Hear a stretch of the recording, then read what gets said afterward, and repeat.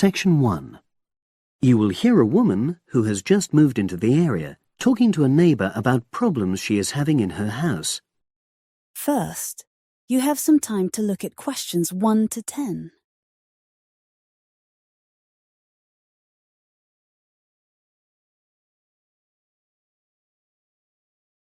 Now listen and answer questions 1 to 10. Oh, hi Ruth. How are you? I'm sorry to bother you, Alistair, but I've been having some problems. Oh, come on in. What's happened? Basically, I had a leak from one of the pipes in the bathroom, and water started coming through downstairs, and the kitchen ceiling's badly stained. I've got the leak fixed temporarily, but I wasn't happy with the plumber, and I wanted to ask your advice. Of course. Well, the first thing I'd say is make sure you choose a local company. That way, if things go wrong, you're close by and it just makes things easier. Let me write this down. Right. Yes. The plumber who fixed things yesterday was from quite far away, but I chose him because his advert said he did emergency repairs. Well, fair enough. You needed something in a hurry.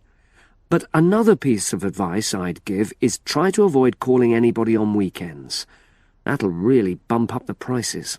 Leave it till Monday if you can. Well, yes, I think I can do that, because the temporary fix should hold. And obviously I'll need the ceiling plastered and eventually redecorated. Yeah, sure. So who would you recommend? Is there a directory?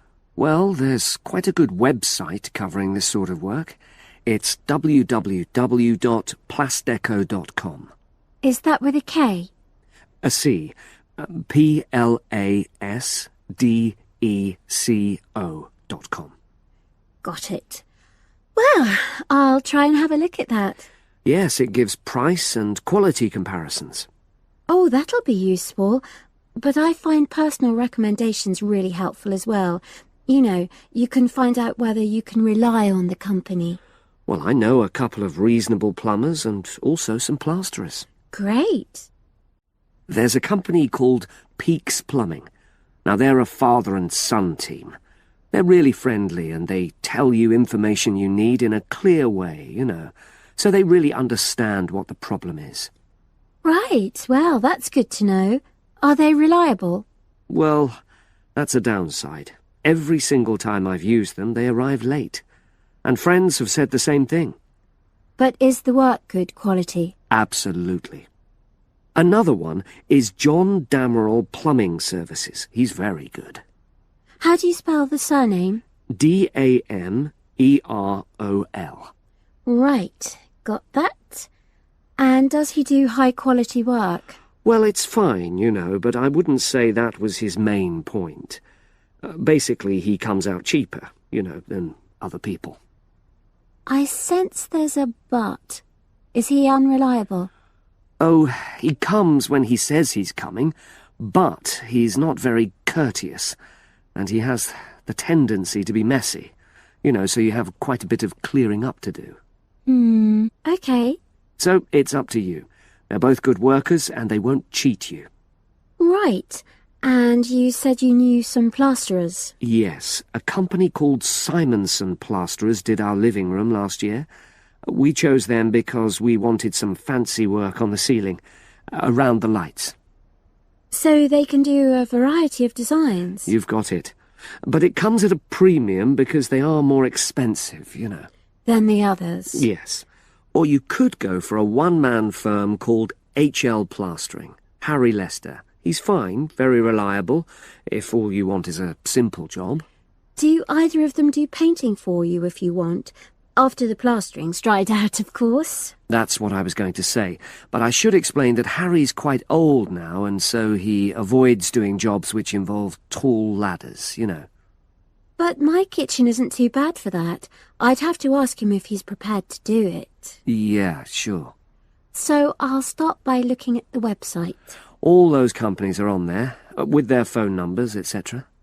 Thanks ever so much. You were such a... That is the end of Section 1. You now have half a minute to check your answers.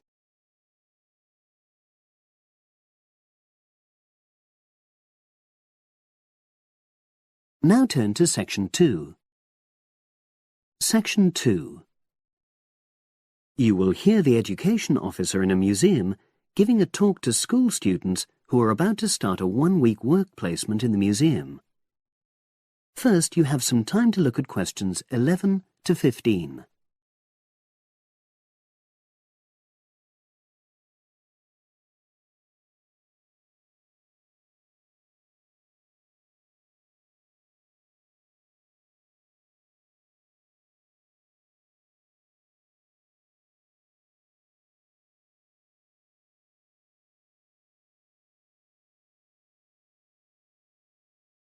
Now listen and answer questions 11 to 15.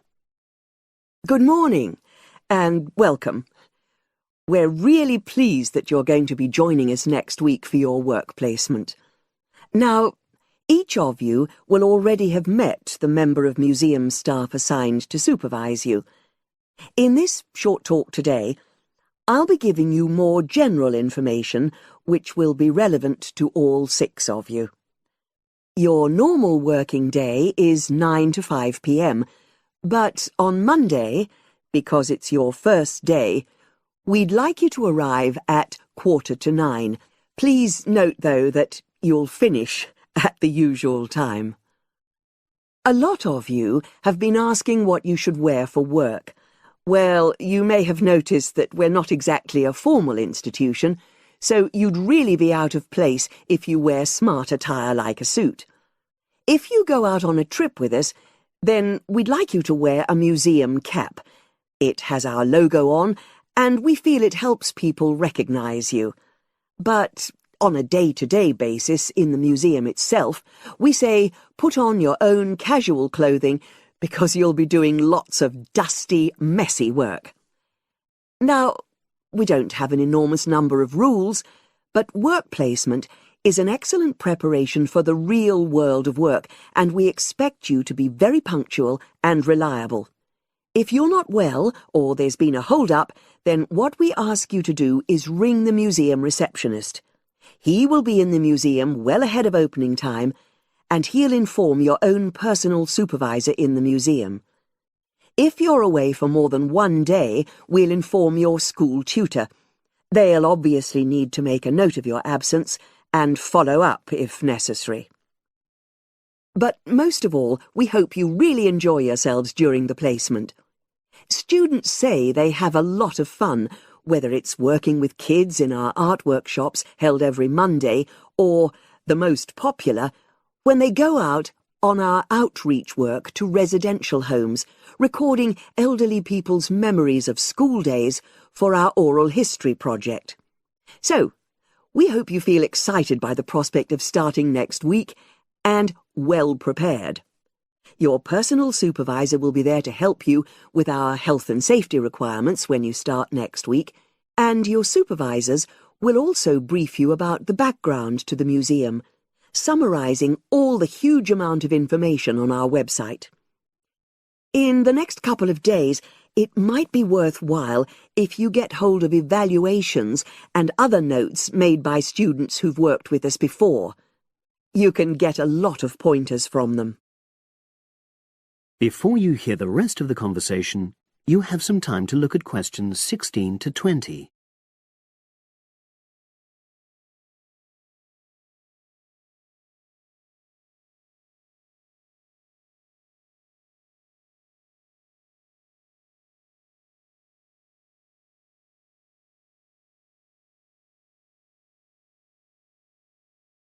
Now listen and answer questions 16 to 20. Now, before I finish today, I wanted to help you find your way around the museum. When you start next Monday, the first thing you'll need to do is sign in.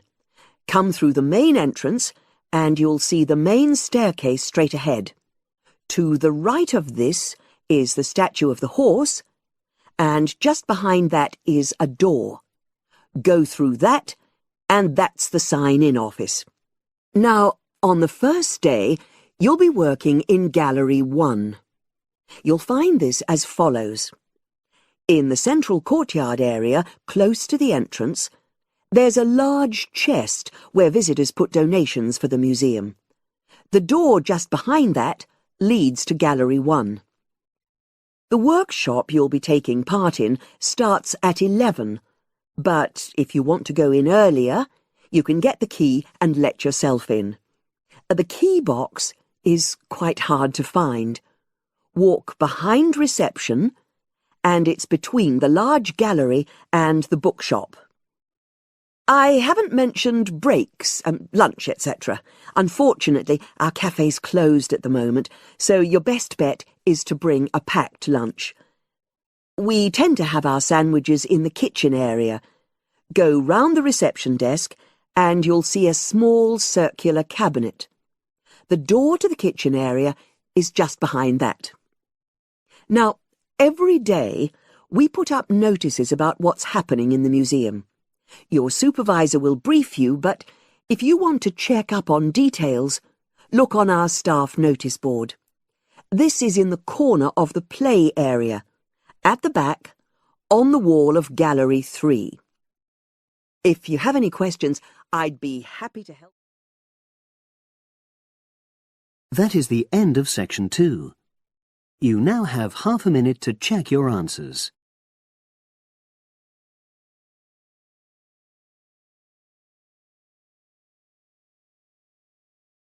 Now turn to Section 3. Section 3. You will hear a business studies student called Sam talking to his tutor about an IT project he is going to do for a local company called Turner's. First, you have some time to look at questions 21 to 26.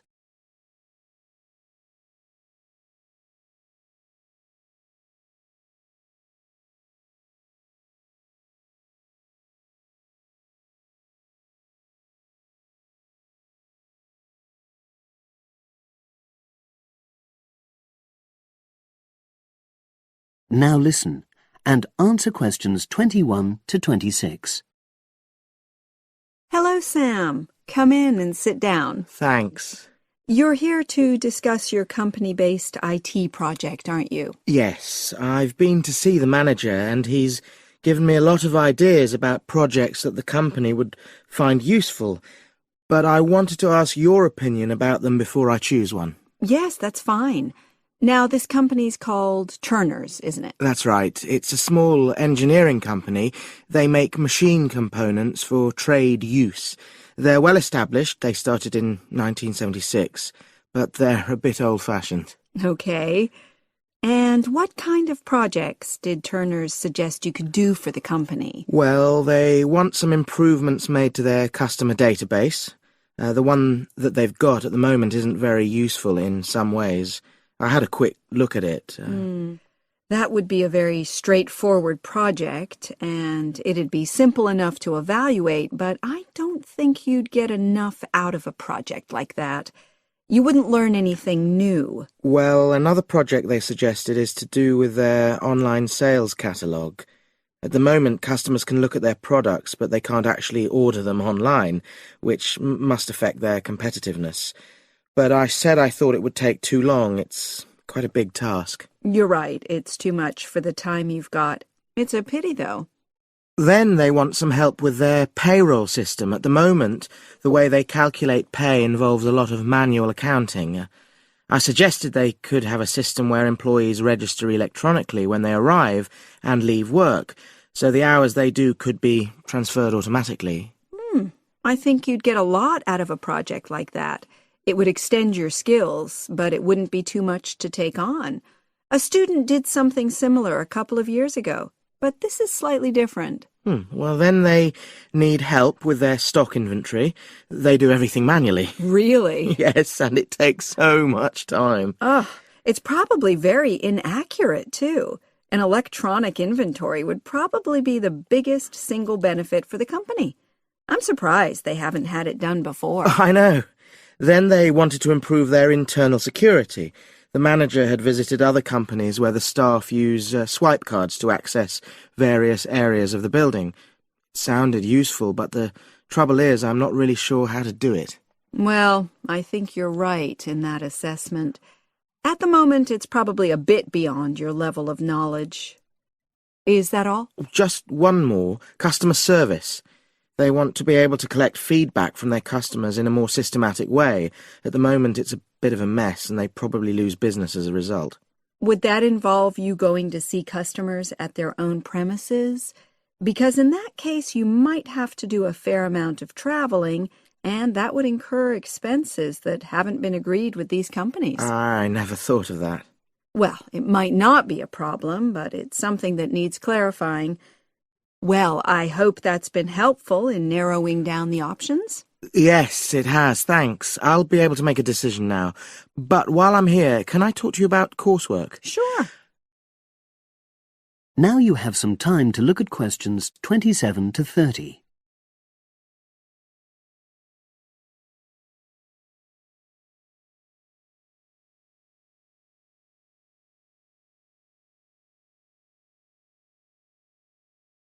Now listen and answer questions 27 to 30. I'm not very happy about the way our group assignment is working. There are some problems. Oh dear. Are people just not getting on with each other? That's the worst thing. Actually, we're all friends. It's not that. But when we're having a discussion about the assignment, one or two people end up doing all the talking and the rest don't say anything. It's a bit frustrating because we need plenty of debate. Well, that's a common observation. You're studying in a group with people from all over the world, and you all have your own ways of participating. In some places, students are more used to listening than talking, and vice versa. I suppose you're right. I'll try to remember that. Does everyone pull their weight as far as sharing the workload is concerned? I'd say they do, yes. And our group elected a leader. She's very good at making sure no one's overloaded. But personally, I feel that there are just too many of us in the group. Whenever we try to arrange a meeting, there's always at least one person who can't make it. It's not anyone's fault, it's just that we've all got slightly different timetables. Well, I'm glad you've talked to me about it. Feedback is always useful. Is there anything else you're concerned about? There are a couple of problems with lecturers that all the students are talking about. Last semester we had negative feedback about the way lectures were organized. There were several occasions when the wrong room had been booked or the same room had been booked twice, that sort of thing. Is that still a problem?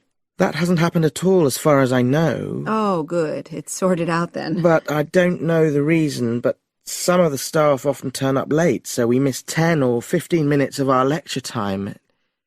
It might be because they've been copying handouts for students. I think there's a queue for the machine sometimes. Well, I'll look into that. Thank you for telling me. Anything else?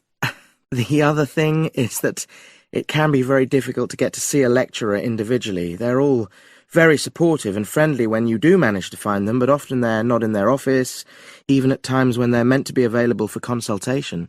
Okay, that's helpful. Now, before you leave, That is the end of section 3. You now have half a minute to check your answers.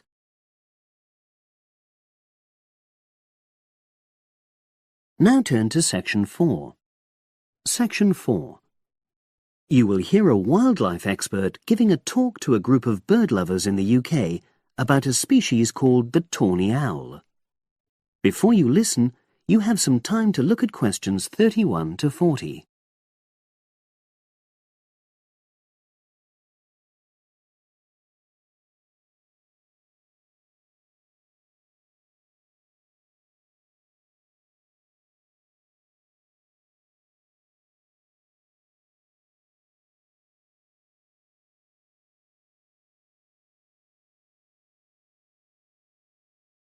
Now listen and answer questions 31 to 40. Good evening, everyone. You're all likely to be familiar with pictures of the tawny owl. Because of all the owl species in the UK, it's actually the most common one. But the chances are that you're more likely to have heard one than actually seen one, as it's also strongly nocturnal. This means that it normally ventures out at night. So, what kind of habitat does the tawny owl prefer? Well, a survey carried out in the 1980s confirmed that this owl is most likely to be found in woodland. If you look at a map of tawny owl distribution across Britain, you'll only see gaps in the treeless marshy areas of eastern England and in some of the more upland parts of northwest Scotland. However, you can sometimes find populations of tawny owls in urban areas too, either in parks or in large gardens. The tawny owl shows some obvious adaptations to its natural habitat. For example, both its wings and its tail are short, which helps it to maneuver through the trees. Also, the bird's plumage is a mixture of brown and grey, and this provides suitable camouflage for when the owl perches up against a tree trunk. Then there are its large eyes. The tawny owl's visual capacities are considerably better than those of humans, and although it can't see in complete darkness, it's sufficiently well equipped to be able to navigate its way around woodland on all but the most overcast nights. Another factor that contributes to the tawny owl's success as a hunter is its excellent memory of the layout of different areas. If you combine this ability with the owl's strongly territorial and sedentary nature, most populations of tawny owl are sit-and-wait predators, you realize that it has a good opportunity to predict where prey might be found. Finally, as well as having large eyes, the owl's sense of hearing is excellent, and this helps it to locate potential prey as it sits on its perch. Turning now to the tawny owl's diet. Woodland tawny owls feed mainly on mammals, especially small ones, such as wood mice and bank voles. But they'll also take things like frogs or bats, or even fish, if they happen to be available. In urbanized landscapes, the owls seem to prey more on birds. So there are some differences there. Let's just look briefly now at survival rates in the tawny owl. Young tawny owls face a difficult time once they leave home, and 2 out of every 3 are likely to die within their first year. So, with such high mortality levels, it's a good job that established breeding pairs can produce young over a number of seasons and maximize their chances of passing their genes on to the next generation of owls. I've already mentioned the sedentary nature of the tawny owl, but it's not just adult tawny owls that are sedentary in their habits. Young birds, dispersing away from where they were born, rarely move far. The average distance is just 4 kilometres. There also appears to be some reluctance to cross large bodies of water. The owl is absent from many of the islands around our shores, with only occasional sightings in Ireland and the Isle of Wight off the south coast of England. Right, well, now I'll show you some photographs that have been taken in 1 or 2 of the... That is the end of section 4. You now have half a minute to check your answers.